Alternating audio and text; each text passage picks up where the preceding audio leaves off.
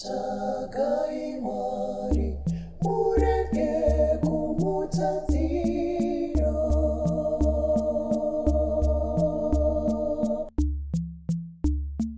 Imi hama dzangu, idai orurami, kumutadzira Shona Catholic Tsvagai Mwari,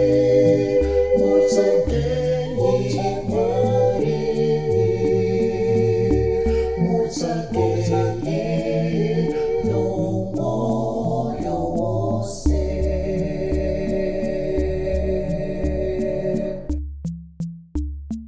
Maria no batashi no shose mo mawoko ake,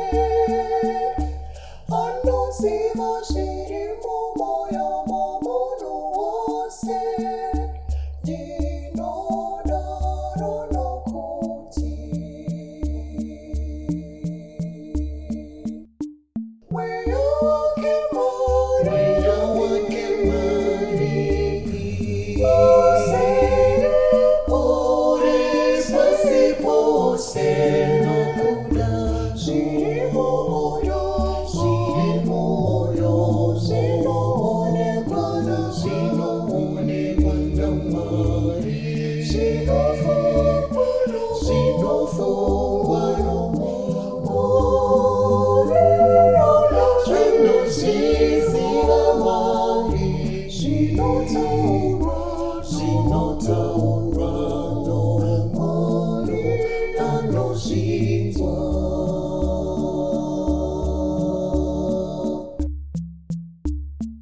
hakuna muno anotaura zvisakarurama pamusoro patenzi, akasanzvikwa naye Mwari pachake.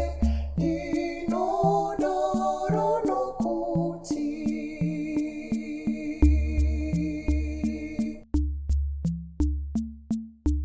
weya wake Mwari uri pasi pose, nokudaro zviri mumoyo momunhu zvinoonekwa naMwari, zvinofungwa nomunhu anozviziva Mwari, zvinotaurwa noMwari anozvinzwa.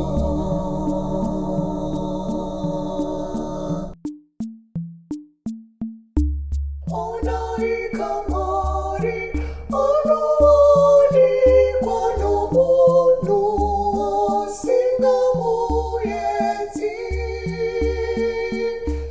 achizviratidza kune uyo anovimba naye.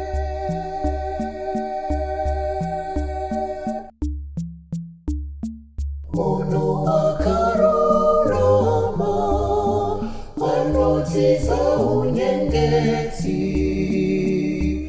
achisiyana nepfungwa dzakaipa.